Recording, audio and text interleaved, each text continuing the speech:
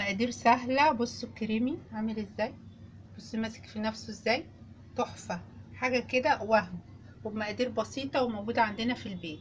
اهلا بيكم، عاملين ايه؟ وحشتوني جدا جدا جدا. نقول بقى بسم الله وعلى بركة الله كده.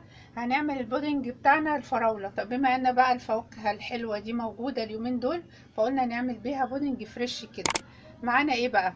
معانا ده نص كيلو فراولة، كيلو لبن، معانا زبادي فراولة، معانا 4 معالق نشا، وده نص كوباية السكر ده حسب ذوقكم انتوا وحسب راحتكم انتوا. هنزل بكيلو اللبن هنا، نشيل فراولة كده اهو.